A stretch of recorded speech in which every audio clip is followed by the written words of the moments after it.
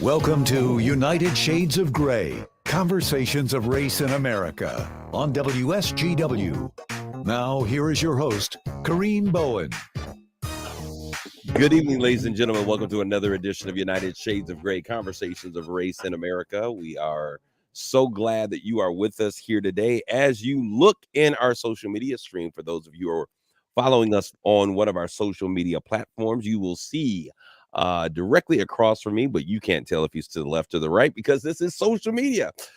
We have John B in the place to be. John, what's good? Hello, hello. Hello, hello. And then also you see over there looking like a burst of sunshine is my main man all the way from the west coast of the country, Mark Bassett. What's good, Mark?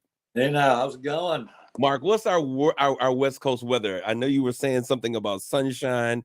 I got caught in the beauty of the colors of the shirt, and I just started smiling. What's going on? Well, it was very sunny this morning, but we've gotten kind of socked in with some fog rolling in off the ocean, but still in the mid to high 60s. And we can still be happy for you because I think it was about 70 degrees when I came in today. Hey, so everyone can be happy when we're happy here in Michigan. All right. For those of you who are listening on WSGW, we certainly thank you for your continued listenership. And to those folks down there in Illinois, Joliet, WJOL, welcome. And we have some folks coming into our social media stream as we begin to talk. Today, our main conversation, and this was really a historical thing, as I told you all a while ago, that when I was looking in my grandfather's lineage, we heard about the Jesuit stuff, and then I stumbled across this concept of what was going on with the Choctaw, which brings us, who are the freedmen? It brings us to that question. We'll talk about that a little bit today. I think it's a very interesting story. But before we get there, we always talk about what's hot off the press. And Mark, this is something that you threw at me in an article, and I thought it was really, really interesting. And it's this conversation of the evangelicals and Donald Trump and this strange, godly, ungodly relationship. And let's. Why'd you send me the article in the first place? Well, I mean, it's just something that's been on my mind for since 2016. The kind of really strong, a lot of very strong evangelicals in particular support Donald Trump. And I always, on one hand, I understand why, because his policies tend to, around abortion, religious freedoms, he is in theory supportive of. But he as a person is such the antithesis of, Christianity and what Jesus stood for. And at least for me personally, I actually never believed he believed in any of it. It was just him taking policy stances in such a way that he could win the election. And so I just ultimately refused to vote for somebody like that. Well, did you go to 2 Corinthians and read about 2 Corinthians, the 13th chapter, read about the love chapter? But go ahead, Jonathan, you were going to say something. I just had to say that I couldn't miss that opportunity. I've had this conversation before with other people about, do you want your politicians to actually believe in anything, or do you want them to just want to get reelected and do whatever you want them to, whatever the people want them to do in order to get reelected? And I'd rather have a politician that really themselves doesn't believe anything, doesn't have any beliefs, and will only do what represents his constituents and will get him reelected. Other people say, I want them to have beliefs and act on those. I think if every politician either only represented their constituents or every politician had beliefs that they acted on, we would have a great system of government. But because it's mixed, it causes issues. Okay, Jonathan. Okay, you're making me have to think about what it is that you're saying. He said Donald Trump took policy stances to get elected. Fine. That's fine with me. If that's what politicians want, is just to get reelected, okay, great. Do what the constituents want. There are other politicians that have beliefs and act on those beliefs and get elected based on those beliefs. That's fine too. It's not what I think the system of government is designed for. What do you think it's designed for? I think it's designed for people to be evil.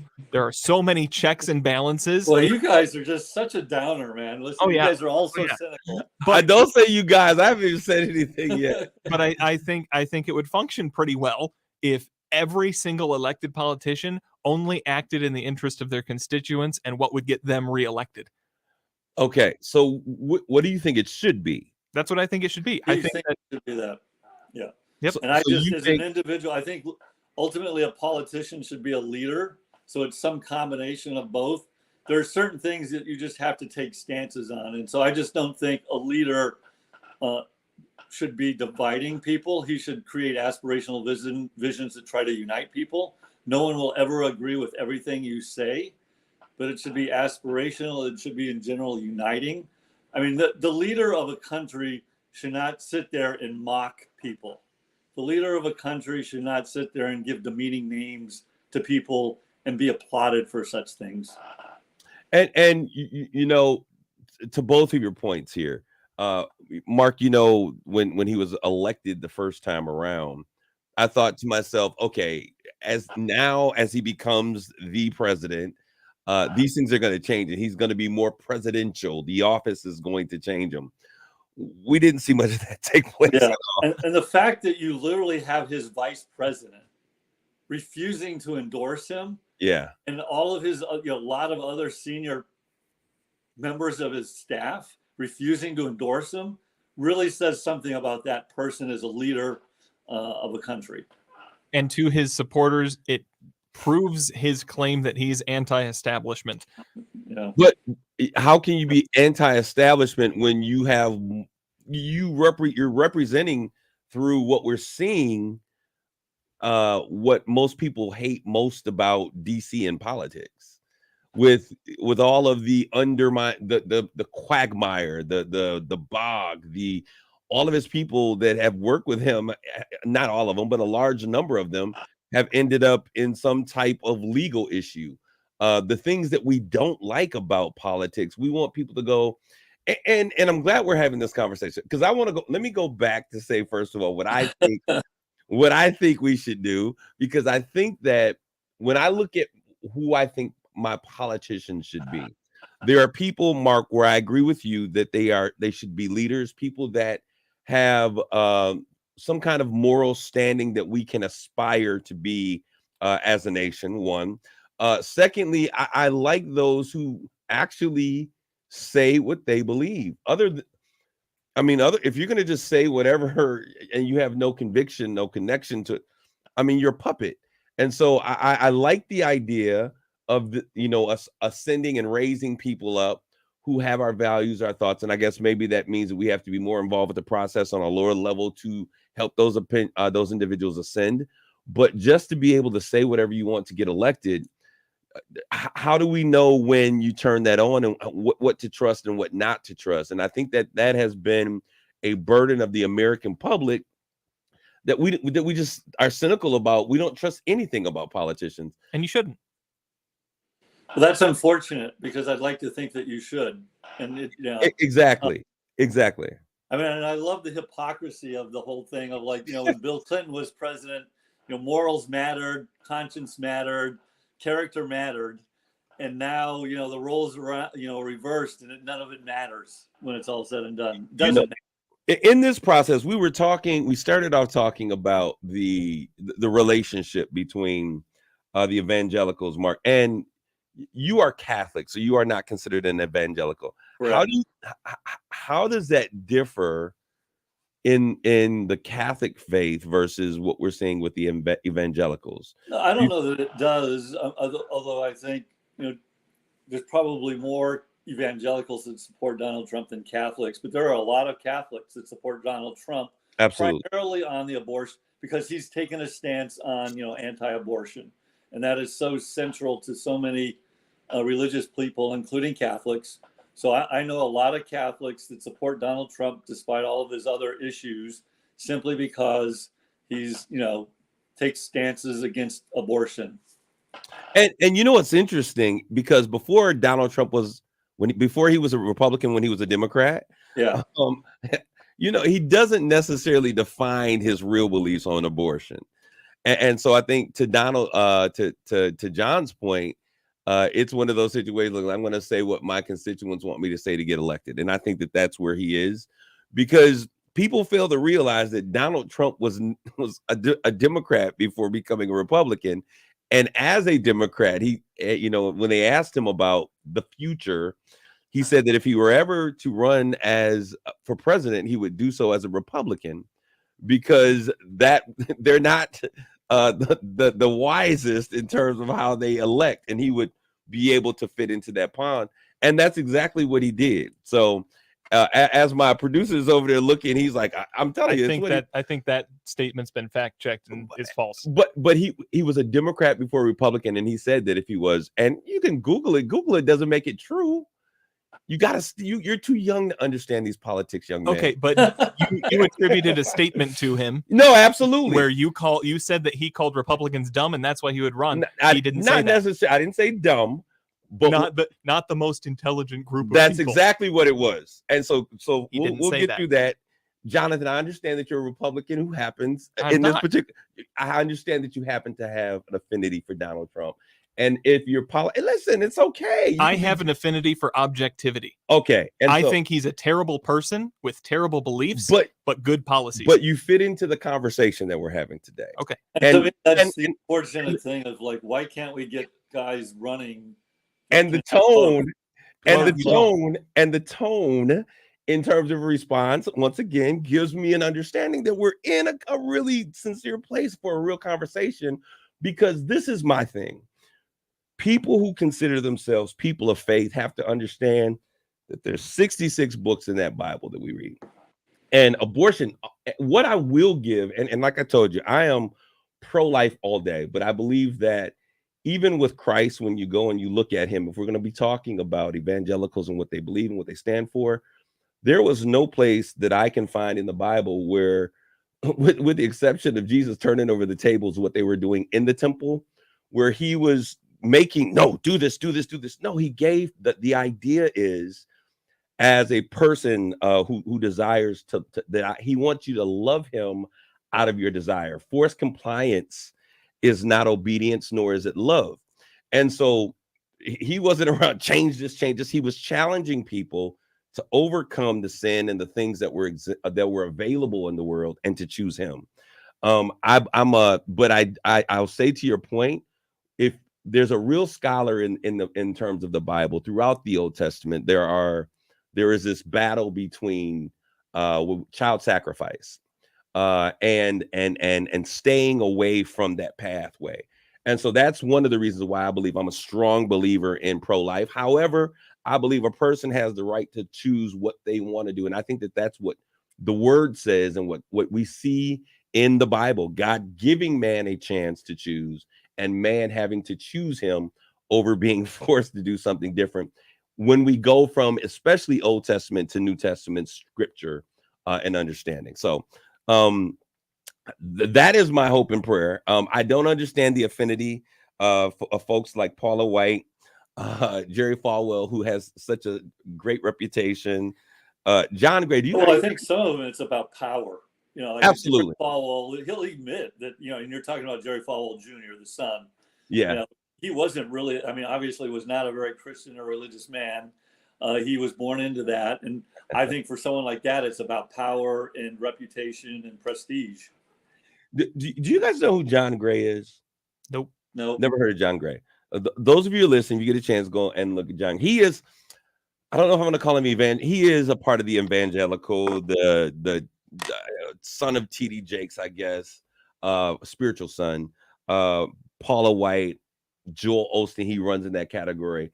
Another guy who has, I think he's cheated on his wife twice and come back and pleaded, I'm sorry. And I believe that we are all candidates for grace, right? We all need his grace, but grace is made beautiful when a person has a repentant spirit. And the thing about it to me is that I never see in this guy, we're dealing with cases now where, he's, well, I can't have to say alleged anymore, because he has been found guilty of sexual assaults, abuse, or whatever they call it. And there is no remorse. And I think that's one of the biggest issues that I have.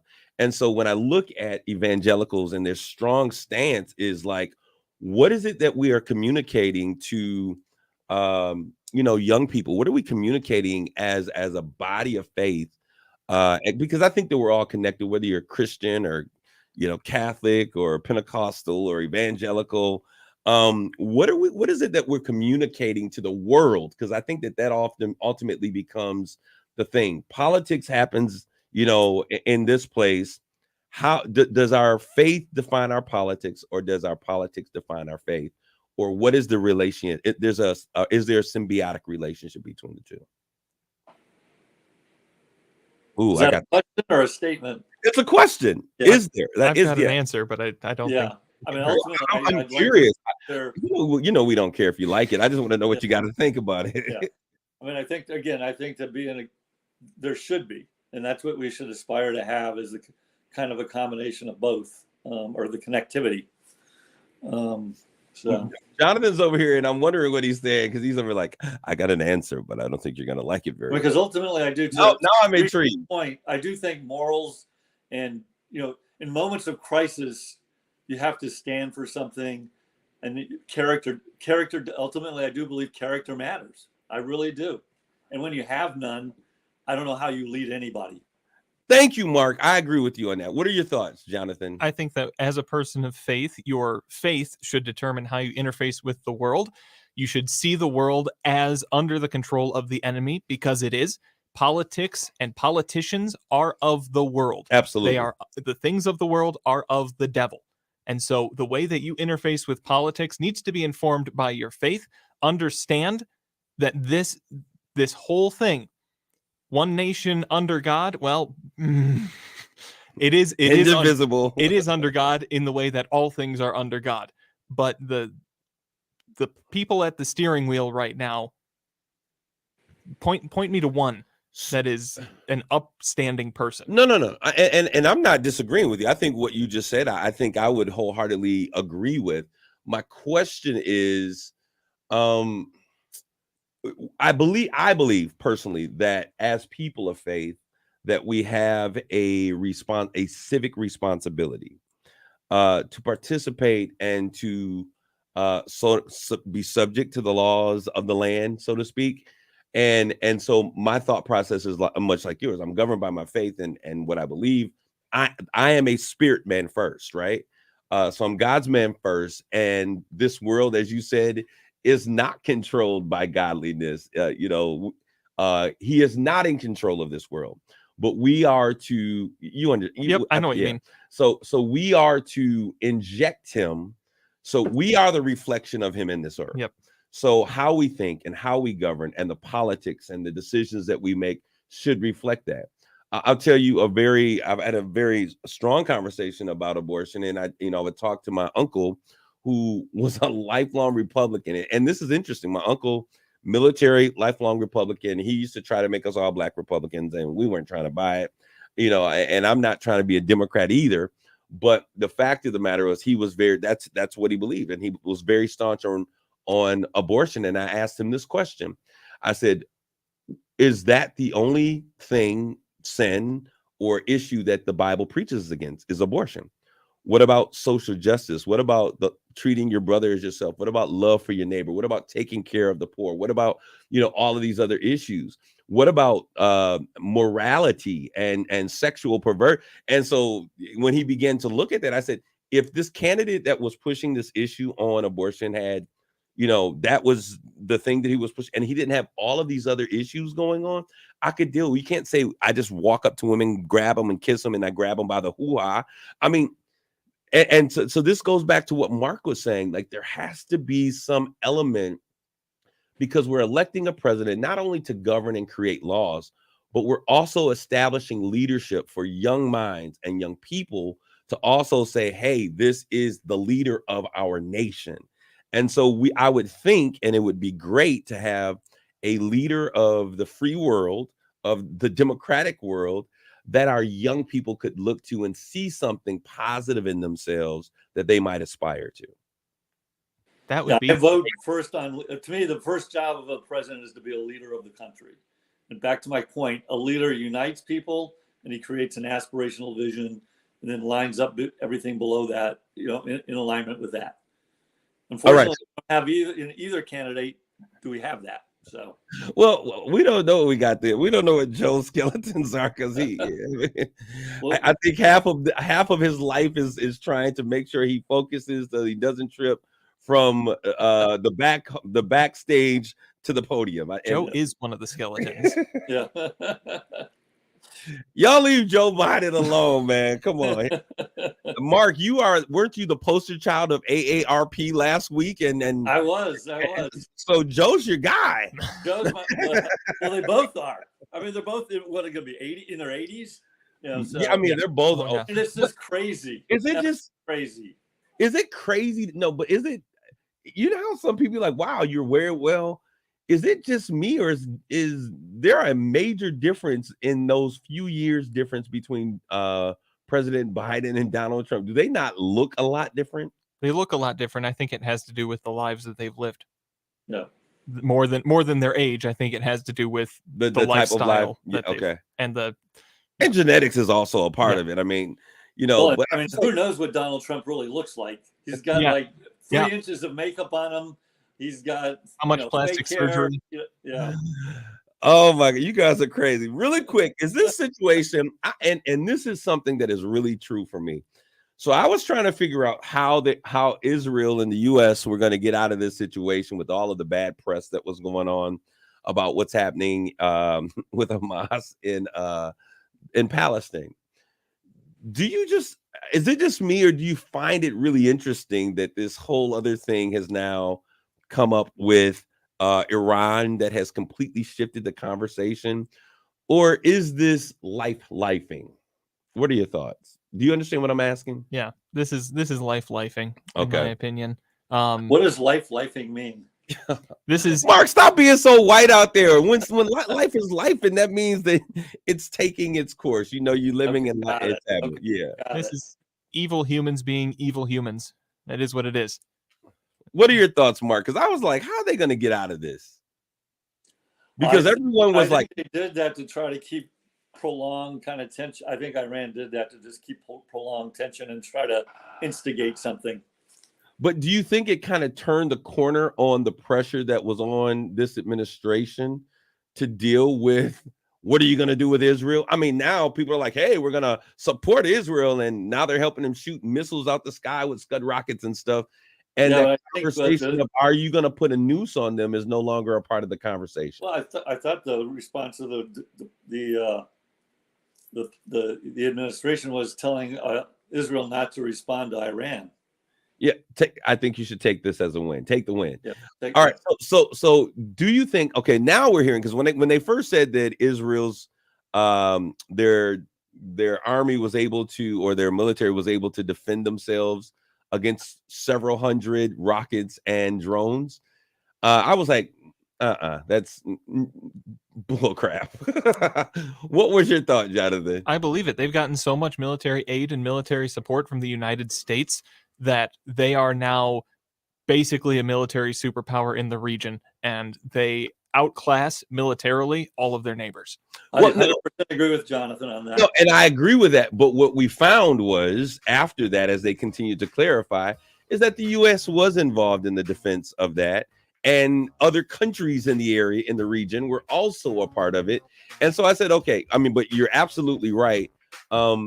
We are good around the world and historically for creating superpowers than having to defend against them and have those very weapons that we sold then be turned at some point in time against our own military.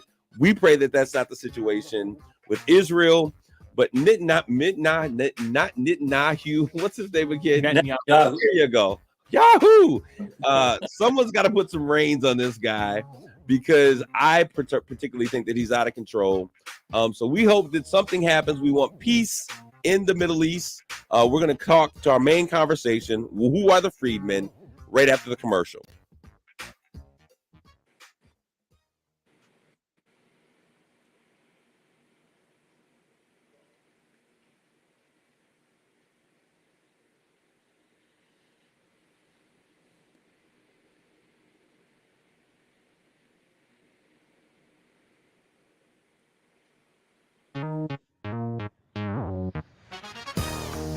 You're listening to United Shades of Grey on WSGW. This is Kareem, and we're back with more United Shades of Grey.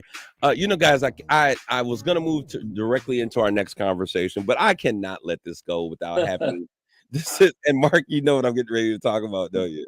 I don't actually. Okay, you laugh, but hey, the final life has been squeezed out of the juice. Oh.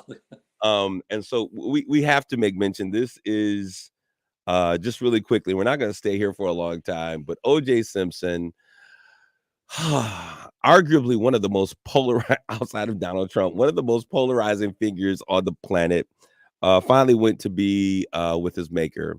The final elements of life have been squeezed out of him, pun intended. And so what do you think? Because it's crazy that in the announcement of his death, so many people went right back to that verdict and the anger or the emotion or the sentiment that they experienced in that moment. They experienced it when they announced that he was dead. What are your thoughts about that, John? Well, I mean, I think what I mostly or Mark, go ahead. I was going to say most of the people I saw making comments were people tied closely to the case. So people that knew Nicole Simpson, knew Ron Goldman, or what was that the young man's name? Yeah. Ron Goldman. I mean, that's, again, I didn't read a ton about it, but I saw Caitlyn Jenner making comments. I saw, it was mostly people tied Kato Kaelin, etc., making comments about it.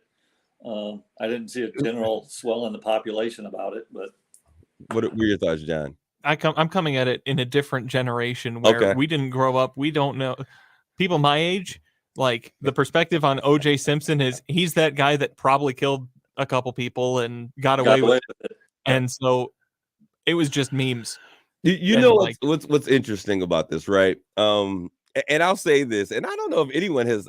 I think people have said it politely, but I'm just. Does anyone believe he's actually innocent? I'm going to say it in Kareem Bowen terms. I'm going to tell you what makes OJ. Does anyone know what makes O.J. Simpson? What made him? Why black folks were kind of like sticking with him and so excited about him? I thought it was because finally a black man, didn't get wrongly prosecuted. A black man actually got away with it for once. Not that a black man got away with it. I wouldn't say that, Mark. But it was just the fact that the justice system showed up for a black man in the way that we've seen it show up so many times for white America. And what I mean by that is this. We have seen so many cases, and both we can all agree, so many cases where a black man has ended up dead at the hands of a white America in some way or shape or form. You mind if I interject something here? Absolutely. To me, this is just another example of my base argument on all these things. This isn't. No, I'm going to agree with you on this one, Mark. This is about if you have money or not. This is what. That's exactly where I was going. But so many times, even with money, black folks have not received the same justice. And in this particular situation, we saw a black man with means be able to use the system and get the same outcome that blacks have felt has happened against us in so many years. And so for it to happen, whether he was guilty or innocent, was it. But this is the thing. Once those white Americans are set free, they can go back and do whatever and live their lives. But America would not allow OJ to be innocent. Even on his death, they were like, he was guilty. I still believe he was guilty. Regardless if he was guilty or innocent, the courts found him innocent. So as a citizen, he's innocent, whether you like it or not. Is that really? Do you really believe that? I mean, I think there's plenty of, I don't know. That's how we have to. That's how we live in so many so many things in the world. Black America has had to deal with the fact whether we thought someone was innocent or not. When the courts say that you're innocent, that's the end of your recourse, and you can feel a particular way. But we moved on. We've learned to move on, and it was interesting how white America seemed to struggle with moving on from that particular court case. Do you really think that white people who get away with stuff like that really just can go back to their? I don't believe they can. And except for situations like this guy that we talked about a while ago who killed his son and his wife, and it was heinous, and he was, robbing from his law firm. Yes, I really do. I think this is a bit of a different case, and this was so public. He was such a public figure.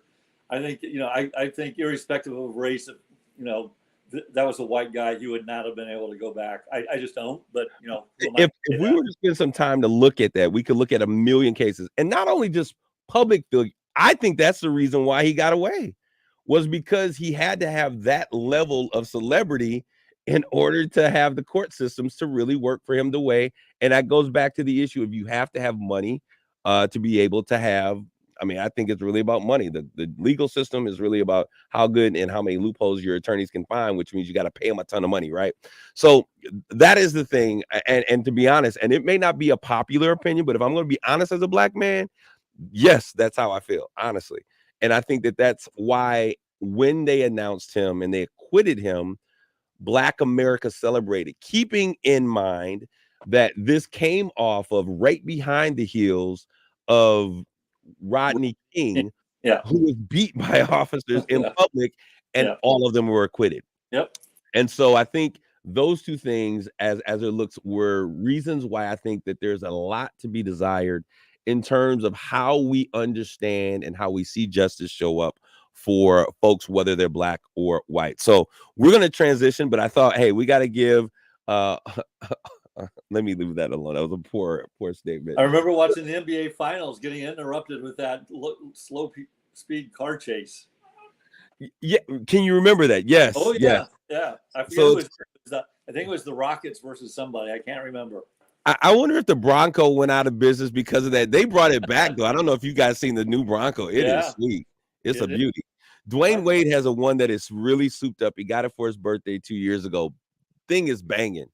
And I love what they've done with, I think is it the Bronco 2? It's the bigger one. Beautiful truck, wonderful thing to take a look at. But anyway, so we're gonna move into the freedmen. Now, many of you that are out there listening are probably like, what are the freedmen?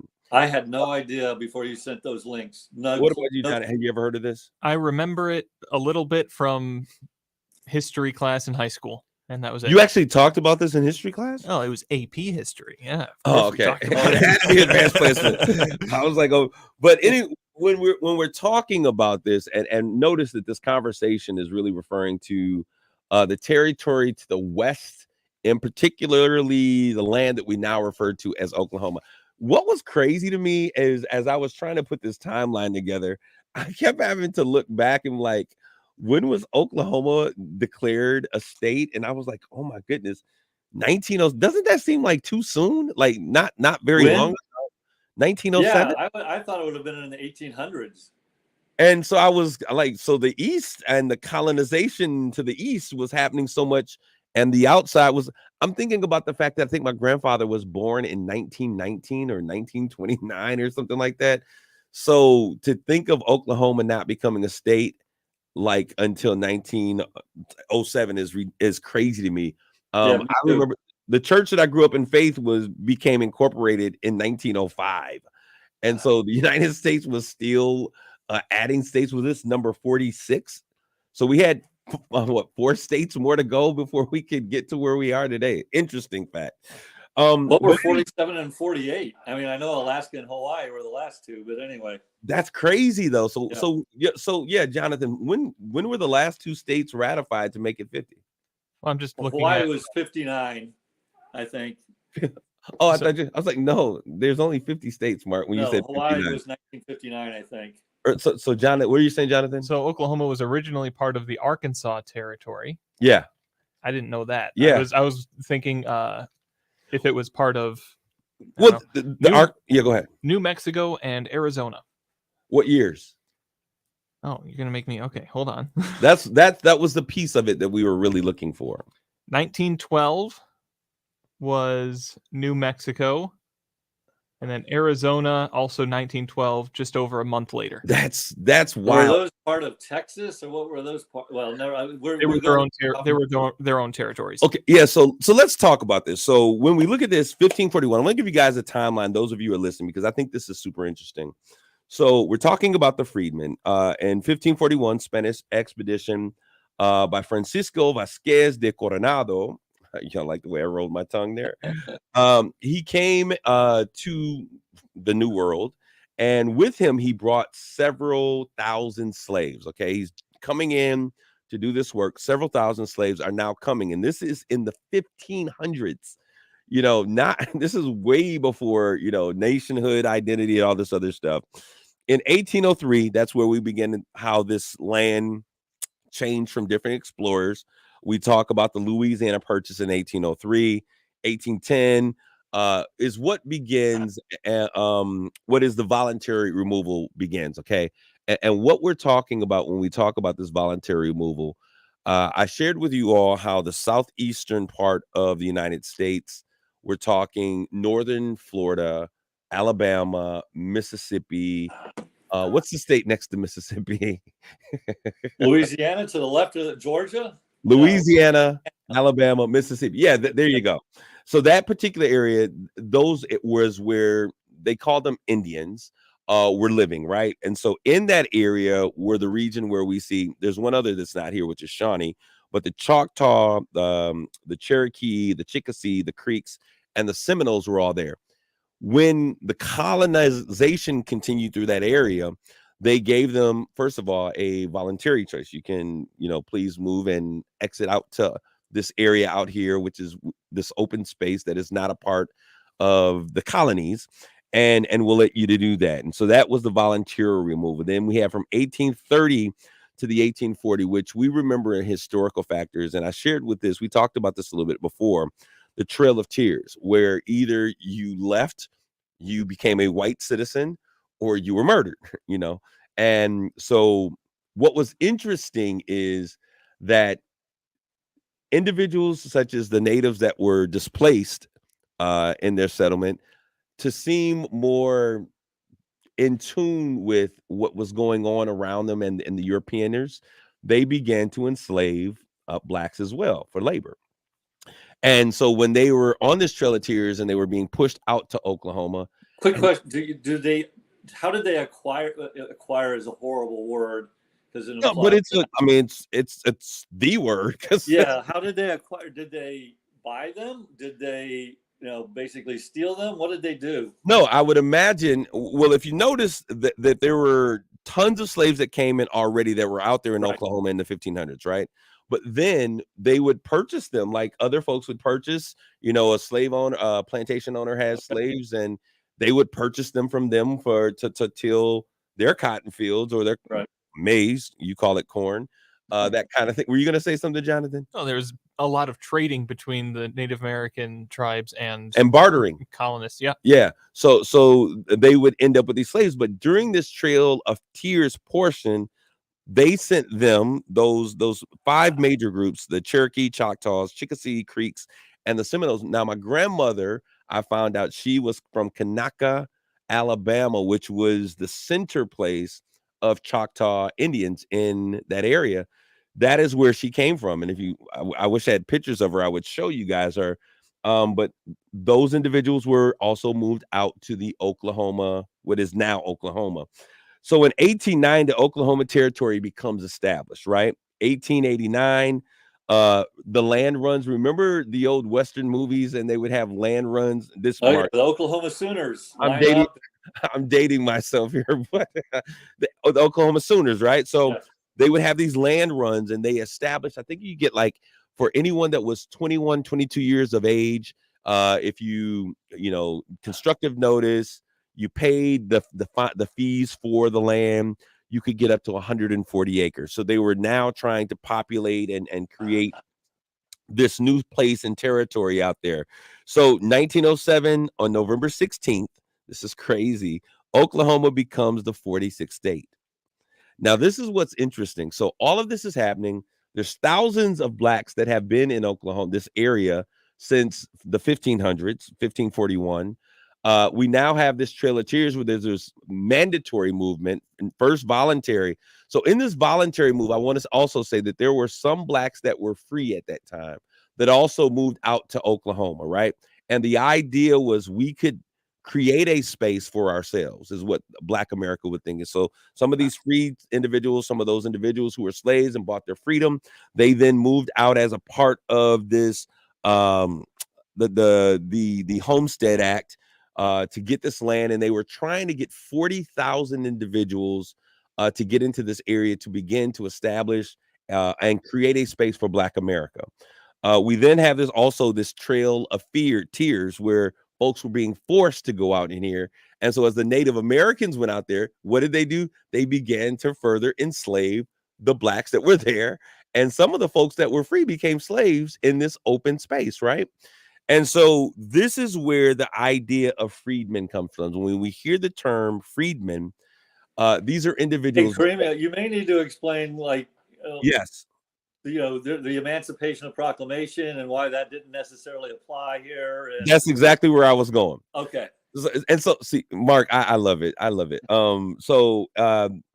This was freedom was no longer, was not a thing out there for them, because when we look at the emancipation of 65, that applied to the states that were a part of the Union and of the colonized states. Well, because we understand, and it's the same situation right now, those territories, Indian territory as they called it, was not under the Union or laws. So what they passed for the emancipation didn't apply to them.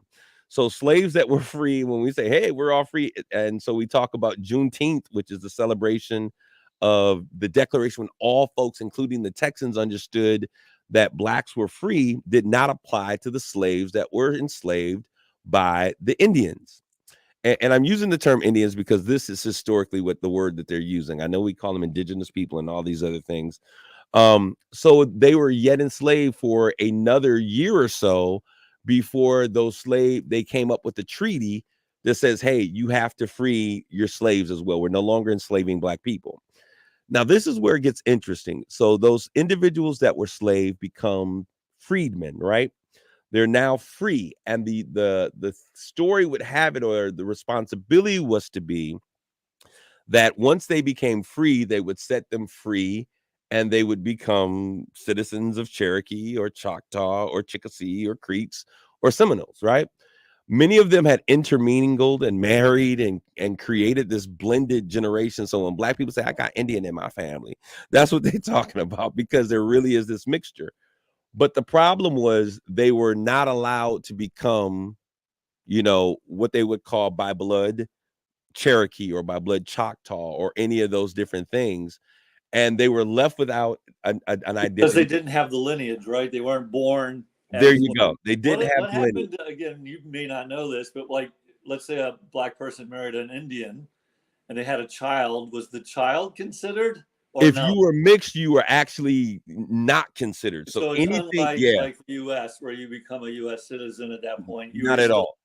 Yeah. Okay. Yeah. So if there was this major discrimination against anything that was, so they were out there. So you have these people that are Native American and Black, African American, that were a part of this movement. Then you have the Emancipation Proclamation take place. Now they're free. They were supposed to become citizens, but citizens of what? And so they weren't citizens of the Union. They weren't citizens of these places. And so they have lived and existed beneath their means. Now, what is interesting is this, right? So there are literally at this point tens of thousands.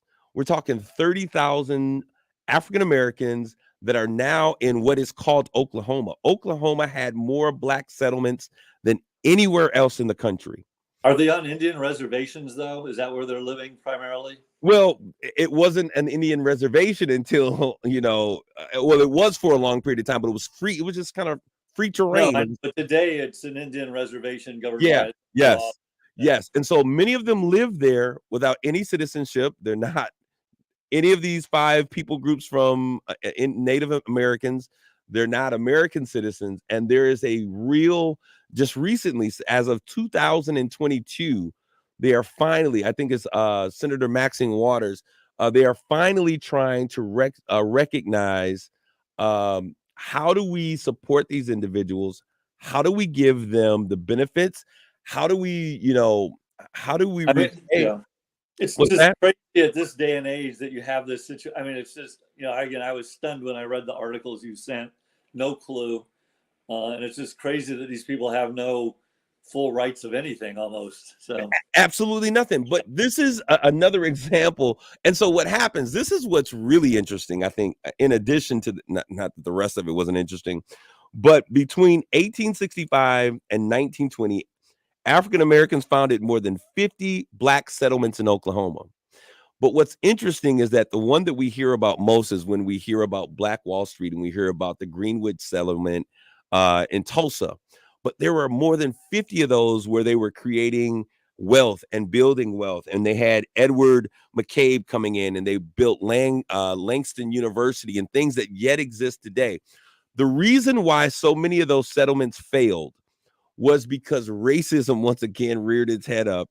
And we saw that there was I think it was called Senate Bill 1 that was passed. As soon as Oklahoma becomes a state in 1907, November 16th, a month later, December 18th, they passed what is called Senate Bill 1. And this was really the formation of Jim Crow laws in this new state, this new era.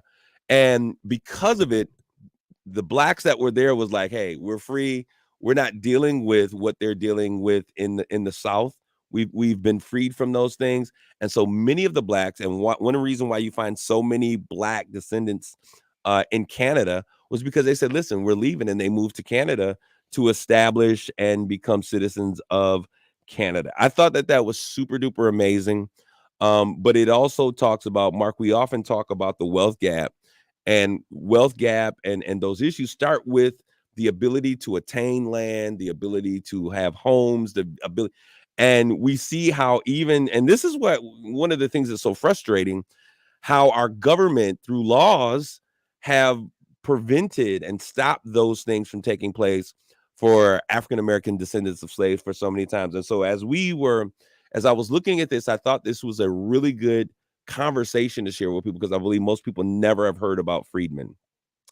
And I hadn't until I started searching for my grandmother's history and understanding that she was a part of the Choctaw, and her descendants were actually on the Trail of Tears with it. So it's an amazing conversation. Did you guys think that was pretty interesting for today? Again, I had never heard of it really before today, this morning. So yeah, very, very interesting. And as I said before, it's hard to believe, to be honest. So we got 2 minutes left.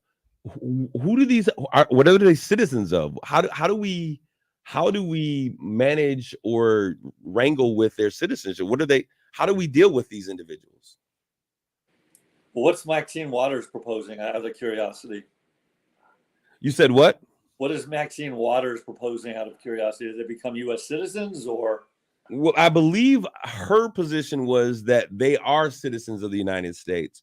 But I think that she is also saying, because you got to think, there was a treaty where the Native Americans received a ton of money and land and resources. And so I believe she also believes that there is a need for retribution and restitution from that body, as well as the American government, for not allowing them to have access to healthcare and all of the things that are a part of being a part of this great nation. So it's an interesting conversation. It's been interesting because for so long I've heard of the ties and the connections between Native Americans and African Americans here in the nation. I've never seen it in an adversarial situation, but I am told, as I look through and read through history, that being a slave on a plantation for Native Americans was somewhat different than European Americans.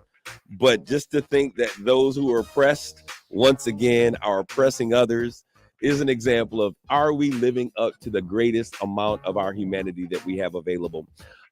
Great conversation with you guys today. Thank you for those who are tuning in.